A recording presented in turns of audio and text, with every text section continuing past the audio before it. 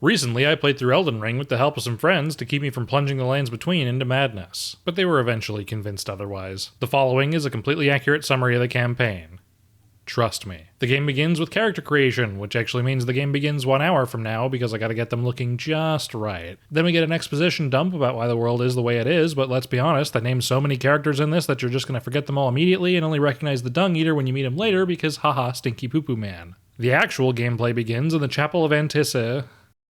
We collect someone's disembodied finger because that's a normal thing to do. Did we rip it off the corpse, or was there just a finger lying around that we decided to pick up? And then we take a short walk to meet all the neighbors at once, but their greeting includes getting murdered and thrown off of a cliff because they're big fans of Tekken. Cut to us lying in a puddle in a cave where we're sniffed at by a ghost horse and its anime girl Ryder who talks to the horse because she's got no friends because she talks to her horse. And then she just leaves us lying face down in the puddle after dropping off some bottles of juice for us because she wasn't ready to answer any questions like what's going on, where am I, why am I here, or why does every important character's name in this game start with a GR or an M, and are you absolutely certain it's not because it was written by George R.R. Martin? Our immediate instinct upon waking up is to jump down a hole because a ghost told us to, which is our first major indicator that we've definitely got brain damage after being dropped off of a cliff. We light a bonfire, touch Grace, and kill our way to pop-ups, not Elden Ring 2. I'll just have to take out my frustration on Daryl. Yeah, that's right, this guy's name is Daryl. I know everyone calls him Rick, but that's his boss's name, don't be rude. After murdering Daryl, I meet up with Hambo and Crawford because, surprise, we're playing seamless co-op, because the normal co-op experience in this game is just as much fun as beating your own head in with a rock. I also want to take a moment to say that the version of seamless co-op we were using at the time was old, and it's since been improved, so any of the issues we had as a result of using the mod are completely gone in the current version. We also didn't have access to spawning at Stakes of America, which was a huge pain, but the current version does allow for that. If you're gonna play Elden Ring with friends, use this mod. Don't suffer the vanilla co-op experience. We talk to Lady Boner and he tells us that we're going to die alone because we've got no bitches and no invitation to the block party. So we try asking the nice Nightman for an invitation, but he's more interested in his paste making hobby, so he splatters us all over the ground. After deciding to give the Nightman a pass because, we could kill him, we just choose not to, we head off in the direction of the big fuck off glowing tree in the sky because it might be willing to give us a magic sword to fight Ganon and save the, no wait, wrong script.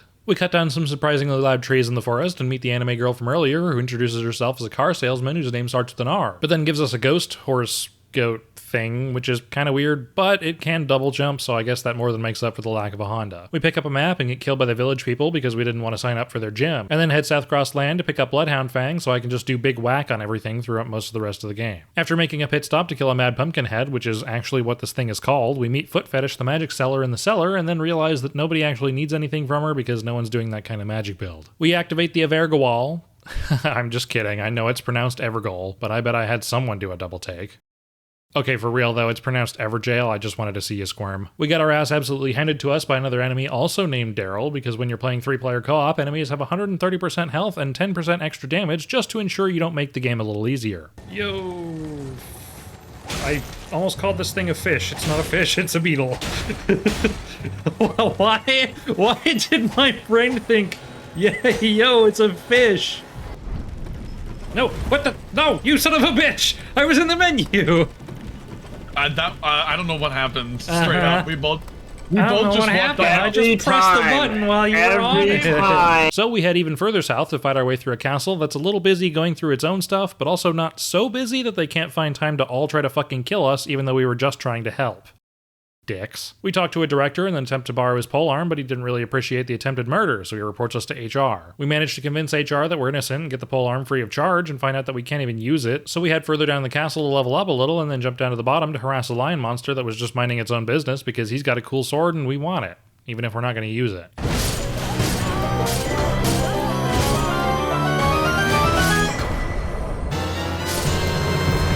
After grabbing a random flask off the ground that we're just going to drink out of without washing because germs haven't been invented in this universe, we kill Kenny for his seed and meet a sex doll whose name starts with R, who will later become our wife and take over the world after we beat up her mom. But I'm getting ahead of myself. We meet a giant furry who wants to offer us ample reward, but somehow this doesn't turn into a sex scene, which Hambo is really disappointed by. So we head back to beat up Daryl because we've got to find a release somehow, and murder is just as good as sex. At least according to people who exclusively play Dark Souls and have never had sex. Where Wesley gives us a gift for not dying, and we decide to do a little grinding before visiting the local monarch whose name starts with a G so that we can kill him because we don't like government structures. Turns out there's a FromSoft fanboy whose name starts with an M gatekeeping the way in who doesn't think that we're allowed to have fun because we're pro difficulty options, so he kicks our ass a couple times before we kill him only to find out that he was a ghost. We touch Grace and then decide to head to the evil murder kill you area, which you'd think wouldn't be that much different from everywhere else since everything already wants to kill you, but it's actually worse because everything wants to kill you harder. After finding the dragon magic pillar, we head through a town and light some braziers that open a gate because whoever built this town wanted their door opening mechanisms to be as convoluted as possible, so they probably work for Umbrella Corp. Did you just get run over by the ball? Yes, because you spawned it and I tried to dodge it and I couldn't. We talk to a girl whose name starts with M, but she's unimportant to the ending that we're going for, so she's just gonna die in obscurity, and we head to a giant dragon's ass to whack it for 5 minutes so we can level up faster. After suffering through the Batcave to grab a magic cold sore, we head to an explosive wizard's tunnel to touch Grace and talk to a talking pot, and then beat up a lizard, or at least get beaten up by a lizard a few times before finally killing it and unlocking a cool sword. Yeah! Hey, there it is. Boonville. I can use the Boonville. Crawford, did you know that this is a grace that you can actually set? Yeah. I didn't. For the longest... I completed a whole game before I realized that this was a thing. And I'm sure I'm not the only one. Time for grasping. Now it's time to burn down the monarchy, so we head back to 2 Random Nouns Castle and talk to a guy that we can definitely trust to open the front gate so we can impregnate the fortress. Turns out the king whose name starts with a G got into the Elmer's glue and decided it'd be fun to use it on literally everyone to make his cosplay, so now he's a big gross mass of arms and legs and plants and birds and rocks and things, and a kitchen sink and probably an uncomfortable amount of penises, and he isn't happy because we don't think the outfit is very good despite all his effort. So after we drag him a bit, he sticks his stump into a dragon, which is even worse because that means he's a scaly now, and I don't trust anyone that wants to fuck a lizard. Get him well. What? What is that? Did he just grab me from behind? That was bullshit. I may lose this because I don't remember his moves. Nope, I rolled wrong. That was on me. Oh, that's so close too. What up, Godric, you big fat nerd? I thought I rolled, but I did not. Okay, I'm not rolling.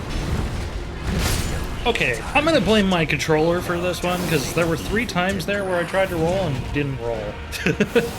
It's probably me, though. Yeah, because weekends is the only time I get to see my girlfriend.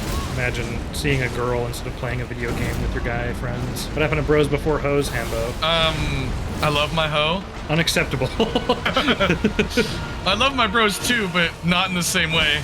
But you're bi, so it is in the same way. That's how it works. Trust me, as a straight white man, I know how bisexuality works. Will, run! Stop dying! I cannot believe you didn't die. You're driving. Don't watch the stream while you're driving, you dumbass.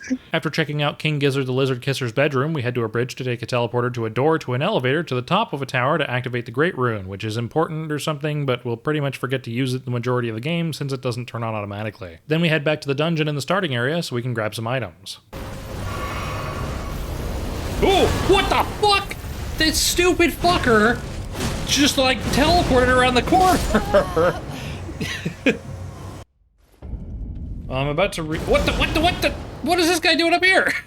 So, we're gonna have to avoid the scions, but okay. Or not. What up, ulcerated tree spirit? God! Vitality doesn't exist! Fuck! And then we decided we didn't really need the one from the ulcerated tree spirit because it's a huge pain in the ass to go all the way back down to the bottom of that dungeon. So now it's off to Lobster Sniper Land so we can enroll in college and kill a librarian. Ow! I got lobstered! We meet a girl whose name starts with R who has secondary nutritional hyperparathyroidism, and yes, that is something I just googled specifically for this joke, thank you for asking. She wants her necklace back because some douchebag stole it from her, so we agree to get it back and pay the man for it because he'll sell us shrimp and say funny things. Marika's tits. After grabbing the university's key from behind a dragon, we let ourselves in and touch Grace, and take an elevator to a machine gun nest, and then touch Grace again before getting killed by the librarian's ex-husband's dog a few times. Someone in chat said they're surprised you made it this far after watching you play Metal Gear. I've beaten this game 3 times! Yeah! Anthony was here. I was. I've been called, that's what it was. I didn't call them child molesters. I called them virgin abductors. Oh my god. I get pancaked by some balls and we kill a knight whose name starts with M, and then try to take an elevator to the library. No, you son of a bitch! I died. How did you die? What? Wait, why are you Hambo? You asshole. Were you right there? Yes! I literally just turned the corner. We break into the library and murder all the other students because they're being weird and trying to make us read by tossing books straight at our faces, which is inconvenient even if we could read. So after smacking the librarian whose name starts with an R around, her daughter whose name starts with an R as well shows up to defend her from us, and we fight the astral projection of her mom instead, and then become best friends with her once we murder that. And we'll get married to her daughter later too. Where did he flee? Where did he flee? My She's just sweet, repeating her where did he dialogue. flee? My Shut up, sweetest? Ronaldo. Where did he flee? My sweetest? Where did he flee? Where did he flee? Where did he flee? Where did he flee? My Shut sweetings. Oh, dear lord. Ah! No, don't take off your pants.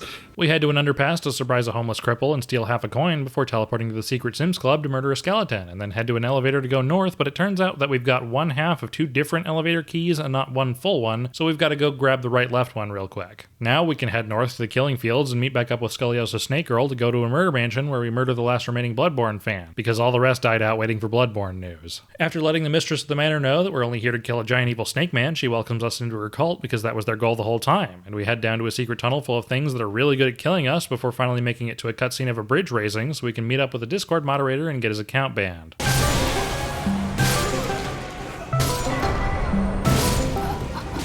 Oh, it's bugged, and you're just shooting frostbite breath infinitely. Interesting. Not I for can me. barely see anything.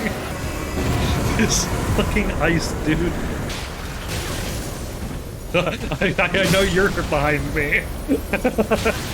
I can't see anything. We take a teleporter to the snake tunnel. Welcome. Your effect is still going! No fucking way! And then spend some time killing the crawling king snake who was ruling from his den.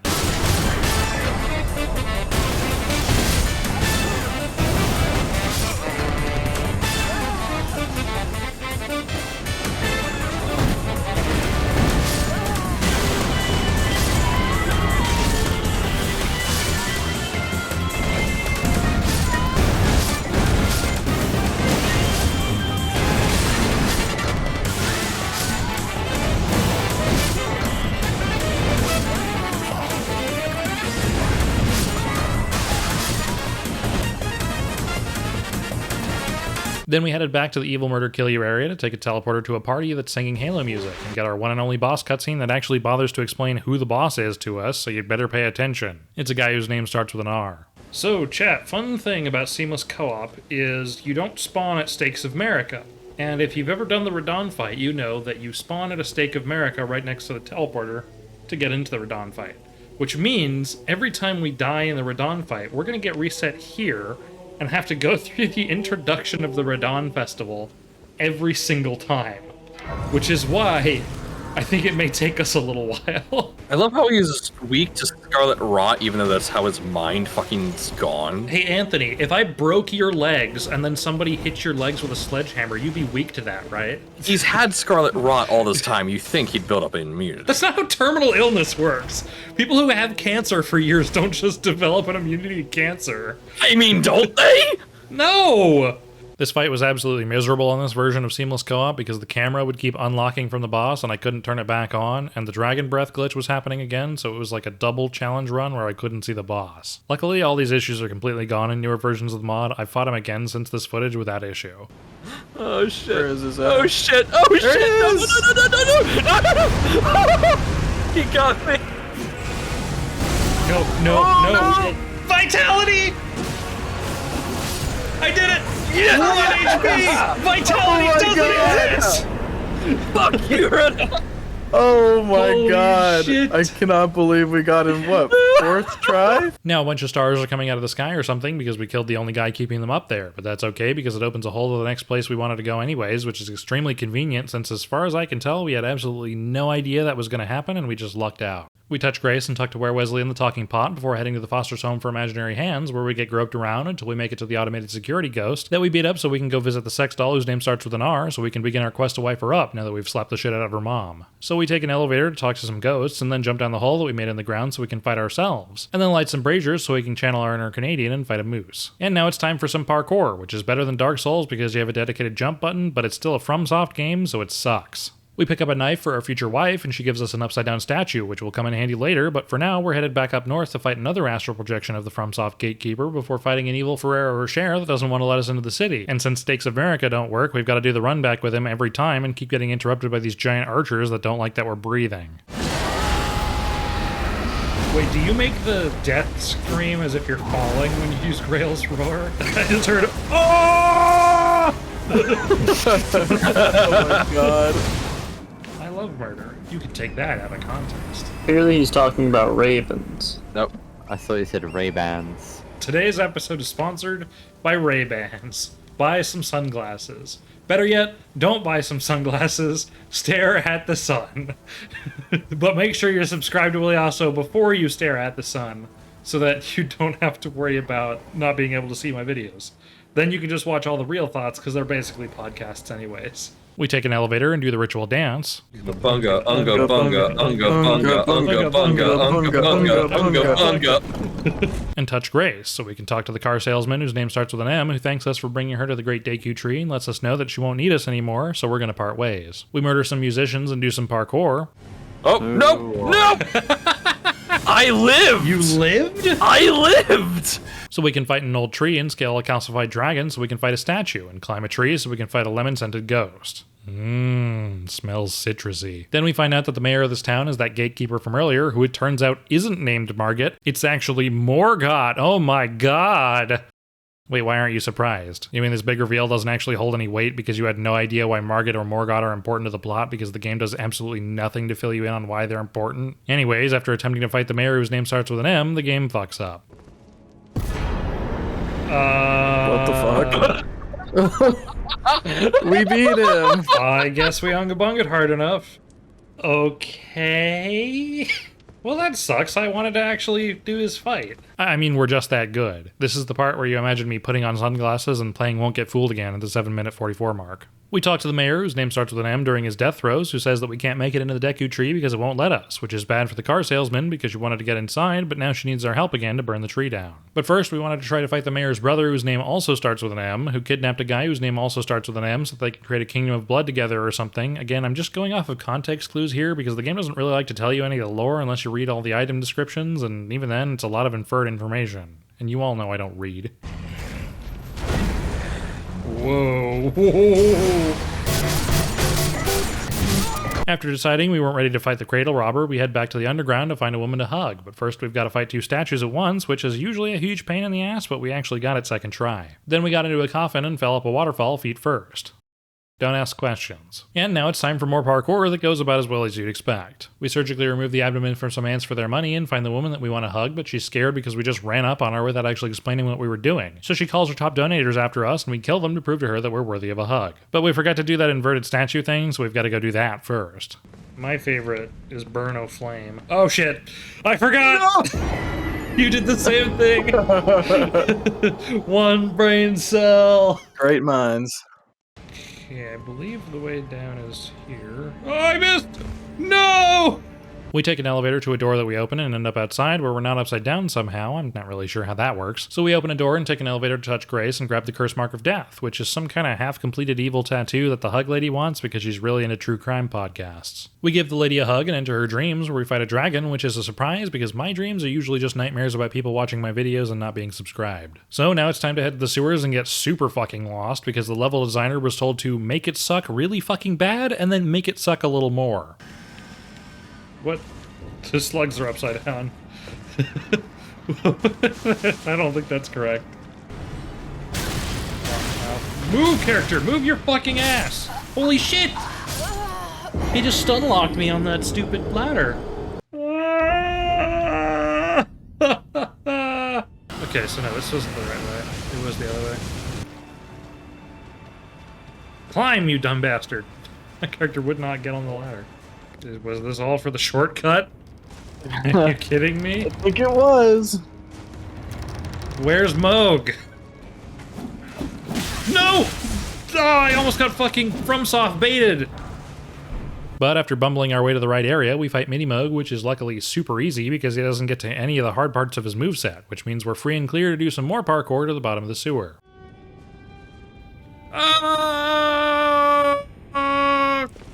Oh.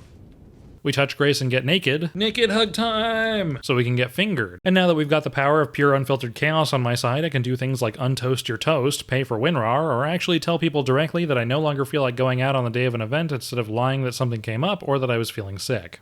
Also, the car salesman lets us know that she doesn't want our help anymore because our pure unfiltered chaos is too much for her to handle because she can only wake up with so many fish tucked under her pillow. So she leaves us despite the fact that she very specifically needed our help to burn down the Deku tree, which we're still going to do, and now she won't even have to kill herself to do it. So ungrateful. So we take an elevator to a statue and then take a lift to Ice Cap Zone where we fight Karen to escape the river Styx so we can touch Grace and get harassed by ghosts until we make it to the next river, who it turns out isn't a river but a really annoying ghost puppeteer who doesn't like us.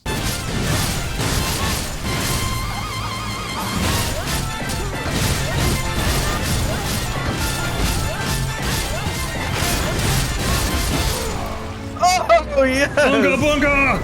Unga bunga! Unga bunga! We grab the right left side of a secret lift key and head off to fight the last of an endangered species because he's standing in our way, and we could just go around him, but going straight through him is a shorter distance, so we break his legs and put him on the extinction list so we can light a tree on fire, throw ourselves into the fire, and wake up in a magical land inside of a hurricane so we can fight the Wario Brothers.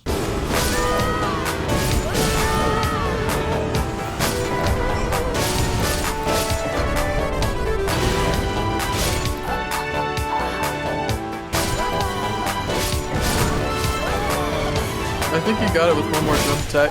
Wait! No, it said defeat. No, we got it. We got it. God, you do it slay! Oh my god. We'll take it, I guess. Sure.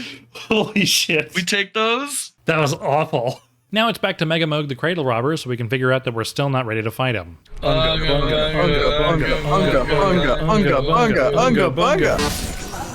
So it's back to Crumbly Fucky Bird Zone where we lay down and time travel or something? I'm really not sure what's happening here and I really doubt anyone else does either. But now we can fight a 3-headed dragon that has 2 heads. Come on, you got this, he's dead. Nice. Yeah! Which means now we're off to do more of our Future Wife's quest line before we continue the main game. Surprise. We take an elevator and fight an evil furry, or a regular furry, depending on how you feel about people who dress up in animal costumes to fuck, and then take an elevator to the Lake of Rot, which we just run directly through because it's easier to tank the damage than actually do the puzzle the correct way. In case anyone's wondering, this is not the correct way to do this. This is the way every single person who plays this game does this. After getting into another coffin and falling down a bloodfall, we wake up in a cave where we can fight a dragonfly made of those little water-absorbing beads, and we beat it first try. Well, not me, but Hambo and Crawford did. So we take an elevator and marry our sex doll, and then head back to Crumbly Fucky Bird Zone a 3rd time so we can channel our inner ATF and kill a dog, which we also did first try. Oh yeah! Easy peasy, first try! Unga bunga, unga bunga! Yeah!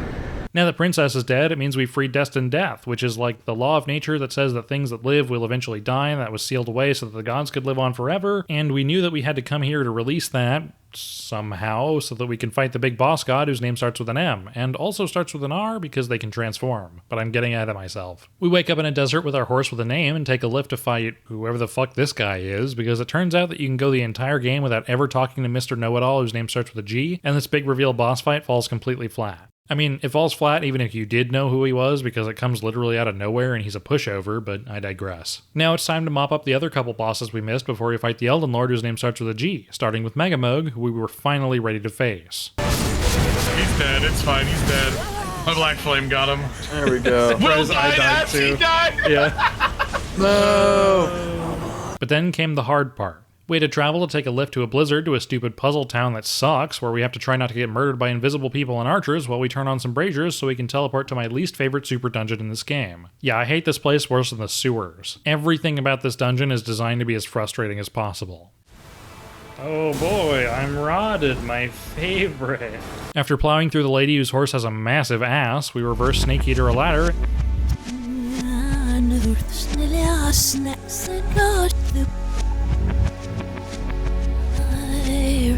and take an elevator to the second half of the dungeon and try to activate a skip that actually had been patched out by that point, so I was just wasting my time jumping to my death. So after fighting a tree and the guys who made Tomb Raider, we make it down to a rot puddle, and since Crawford has never been this far in the game before, we tricked him. Oh! I knew I was getting hazed. I knew it! We take an elevator and touch Grace, and we're finally ready to fight the hardest boss in the entire game, whose name starts with an M, which she will constantly remind you. I am Melania, Blade of Mikola.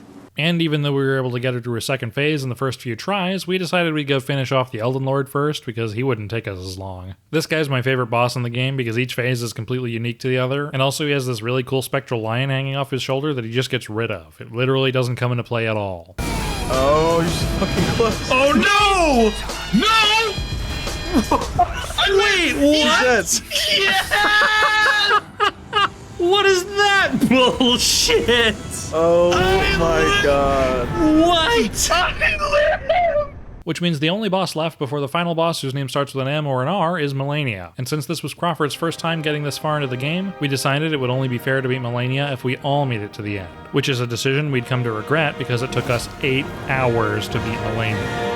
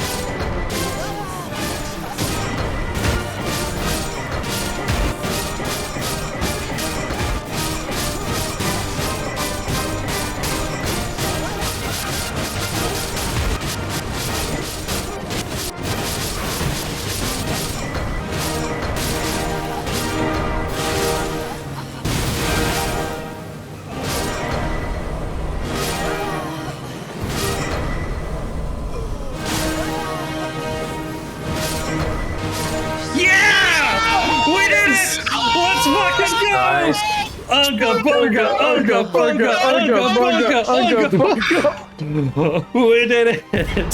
Fuck you, Melania! And after that absolute shit show, we decided to do the same thing for Marika, which was much less of a hassle, and we did it in 40 minutes. Oh, sorry, did I say Marika? Actually, it turns out Marika is Radagon, which is supposed to be some big reveal, except... why do I care? The first time I did this, I kinda didn't notice this was a woman turning into a man. You can find out about this through the Gold Mask questline, but the actual weight of this reveal is completely lost on me. Not that I really understand the lore, but maybe this would have been cooler if you fought Marika and then Radagon was phase 2. In case you're unfamiliar with the Radagon fight, it's actually a really good final boss fight, which is then completely ruined by the real final boss fight against a giant astral flubber dragon that really likes to run away and hide in the furthest corners of the arena. It's not that hard most of the time, but you have to get really good at fighting Radagon, so you have heals left over to take this fucker on. But once we turn that flubber dragon into aspic, Unga bunga, unga bunga, unga bunga, unga bunga, unga bunga. we plunge the world into eternal chaos, so now everyone will constantly be full of self-doubt and anxiety. You'll have to turn bread into toast manually, and bad drivers will never miss their exit. What do you mean that's how it already is? Game over. Patient. Also, the car salesman lets us know that she doesn't want our help anymore because our pure unfiltered chaos is too much for her to handle because she can only wake up with so many fish tucked under her pillow. For some reason, that's really funny to me. This is a video full of jokes and I can't get through that. Also, the car salesman lets us know that she doesn't want our help anymore. Why is fish under her pillow? Why is that so funny to me? I wrote all these jokes. This is me laughing at my own ego. Also, the car salesman lets us know that she doesn't want our help anymore because our pure unfiltered chaos is too much for her to handle because she can only wake up with so many fish tucked under her pillow. I can't get through this. Holy shit. I just love the idea. It's just very mildly chaotic. It's just somebody shoving fish under her pillow. Also, the car salesman lets us know that she doesn't want our help anymore because our pure unfiltered chaos. I know it's coming and I can't get through it. Oh shit. Also, the car salesman